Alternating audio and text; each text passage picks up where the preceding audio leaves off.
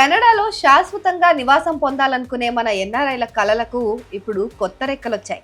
స్వయంగా కెనడా ప్రభుత్వమే తన ప్రముఖ ఎక్స్ప్రెస్ ఎంట్రీ సిస్టమ్ ద్వారా ముఖ్యంగా Canadian experience class CEC program కింద వేలాది మంది విదేశీ కార్మికులకు పర్మనెంట్ రెసిడెన్సీ కోసం అప్లై చేసుకోవడానికి ఆహ్వానాలు పంపింది. కెనడా గడ్డపైన కష్టపడి కాలు నిలదొక్కున్న మన వాళ్ళందరికీ ఇది నిజంగా ఒక తీపి కబురే. ఇంతకీ ఏంటి ఈ కెనడియన్ ఎక్స్పీరియన్స్ క్లాస్ అంటే సిఈసి అంటే ఏంటి? ఇది ఒక గోల్డెన్ గేట్వే అనొచ్చా? అంటే ఈ కెనడియన్ ఎక్స్పీరియన్స్ క్లాస్ అనేది కెనడా ప్రభుత్వ తెలివైన ఆలోచన అని చెప్పొచ్చు. ఇది ప్రత్యేకంగా కెనడాలోనే ఇప్పటికీ ఉంది. అయితే అక్కడ పనిచేస్తున్న విదేశీయుల కోసం రూపొందించబడింది ఇది ఇంతవరకు. వీళ్ళు కెనడా ఆర్థిక వ్యవస్థకు సమాజానికి విలువైన సేవలు అందిస్తున్నారు కాబట్టి వాళ్ళకి అక్కడే శాశ్వతంగా స్థిరపడే అవకాశం కల్పిస్తోంది. మరి ఈ అవకాశాన్ని సొంతం చేసుకోవాలంటే మన వాళ్ళకి ఏం అర్హతలు ఉండాలి అంటే, ముందు మనం అక్కడ కెనడాలో ఇప్పటికే టెంపరరీ రెసిడెన్స్ అయి ఉండాలి. పర్మనెంట్ రెసిడెన్సీ కోసం దరఖాస్తు చేసుకునే ముందు గత 3 ఏళ్లలో కనీసం 1 సంవత్సరం పాటు జీతంతో కూడిన స్కిల్డ్ వర్క్ చేసి ఉండాలి. ఇది ఫుల్ టైం లేదా దాని సమానమైన పార్ట్ టైం పని అయినా పర్వాలేదు. కానీ ఇంకొక ముఖ్యమైన పాయింట్ ఉంది.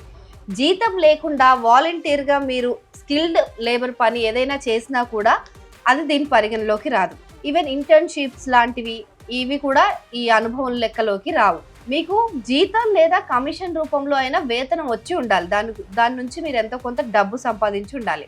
అలాగే మీరు కెనడాలో వర్క్ పర్మిషన్ లేకుండా లేదా కెనడా బయట ఉండి పని చేసినా ఈ అనుభవం కూడా ఈ సిఈసి కింద చెల్లదు. తాజాగా జూలై 8న కెనడా ప్రభుత్వం ఎక్స్ప్రెస్ ఎంట్రీ డ్రాను నిర్వహించింది. ఇందులో 3000 మందికి పర్మనెంట్ రెసిడెన్సీ కోసం దరఖాస్తు చేసుకోమని ఆహ్వానాలు పంపింది. ఈ డ్రాలో కనీసం 518 సిఆర్ఎస్ అంటే కాంప్రహెన్సివ్ ర్యాంకింగ్ సిస్టమ్ స్కోర్ ఉన్న అభ్యర్థులకు ఆహ్వానాలు అందాయి. సిఆర్ఎస్ అంటే కాంప్రహెన్సివ్ ర్యాంకింగ్ సిస్టమ్ అని అర్థం. సో గతంలో జూన్ 26వ తేదీన తీసిన డ్రాతో పోలిస్తే కట్ ఆఫ్ స్కోరు కొద్దిగా తగ్గడం అనేది ఈ పర్మనెంట్ రెసిడెన్సీ పొందాలి అని అనుకునే వారికి మంచి పరిణామం అని చెప్పొచ్చు. ఎందుకంటే తక్కువ స్కోర్ ఉన్న వాళ్ళకి కూడా ఇప్పుడు ఒక మంచి అవకాశం వచ్చిందన్నమాట. ఇక టై బ్రేకింగ్ రూల్ ఒకటి ఉంటుంది. ఒకవేళ 2 లేదా అంతకంటే ఎక్కువ మంది అభ్యర్థులకు ఒకే స్కోర్ వచ్చిందనుకోండి, ఆ సమయంలో ఈ ఎక్స్ప్రెస్ ఎంట్రీ సిస్టమ్ కి ముందుగా అప్లికేషన్ సబ్మిట్ చేసిన వారికి ప్రాధాన్యత ఇస్తారు. సో ఈ డ్రాలో అక్టోబర్ 2, 2024 తెల్లవారుజామున టై బ్రేకింగ్ తేదీగా నిర్ణయించారు. ఈ సంవత్సరం 2025లో కెనడియన్ ఎక్స్పీరియన్స్ క్లాస్ కేటగిరీలో ఇది 7వ డ్రా. ఇప్పటి వరకు మొత్తం 18,850 ఆహ్వానాలు కెనడాలో పనిచేస్తున్న విదేశీ వర్కర్స్ కి పర్మనెంట్ రెసిడెన్సీ కోసం పంపబడ్డాయి. ఇది కెనడా తన ఆర్థిక వ్యవస్థకు అవసరమైన నైపుణ్యం కలిగిన కార్మికులను ఆకర్షించడానికి ఎంత కట్టుబడి ఉంది అనేది చూపిస్తుంది.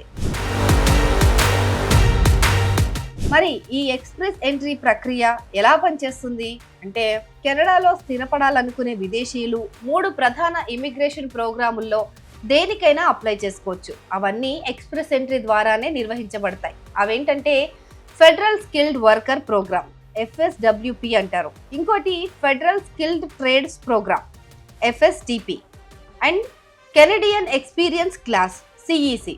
వీటి ద్వారా ముందు ఈ ప్రక్రియ కొనసాగుతుంది. అయితే ఈ ప్రక్రియ చాలా సింపుల్గా ఉంటుంది. ముందుగా అర్హులైన అభ్యర్థులు తమ ప్రొఫైల్స్ని ఆన్లైన్లో క్రియేట్ చేసి ఎక్స్ప్రెస్ ఎంట్రీ పూల్లో సబ్మిట్ చేయాలి. ఈ ప్రొఫైల్లో మీ వయస్సు, విద్య, మీ పని అనుభవం, భాషా నైపుణ్యాలు వంటి వివరాలు కూడా ఉంటాయి. ఈ వివరాల ఆధారంగా మీకు సిఆర్ఎస్ స్కోర్ ఇస్తారు. ఎక్కువ స్కోర్ ఉన్న అభ్యర్థులను ఎంచుకొని ప్రతి 2 వారాలకు ఒకసారి పర్మనెంట్ రెసిడెన్సీ అప్లికేషన్ కోసం ఆహ్వానాలు పంపుతారు. అయితే ఇక్కడ ఒక విషయం గుర్తుంచుకోవాలి. కేవలం ఆన్లైన్ ప్రొఫైల్ సబ్మిట్ చేసినంత మాత్రాన పర్మనెంట్ రెసిడెన్సీ అనేది గ్యారంటీ కాదు. మీ స్కోర్ కట్ ఆఫ్ కూడా సరిపోవాలి. కెనడాలో స్థిరపడాలనే కలను సాకారం చేసుకోవడానికి ఇది నిజంగా ఒక గొప్ప అవకాశం అని చెప్పొచ్చు. మన ఎన్ఆర్ఐలు ఈ డ్రాలను నిశితంగా గమనిస్తూ తమ అర్హతలను మెరుగుపరుచుకుంటూ కెనడా గడ్డపైన వాళ్ళ కలలు నిజమయ్యే అవకాశం మెండుగా ఉందనే కనిపిస్తోంది.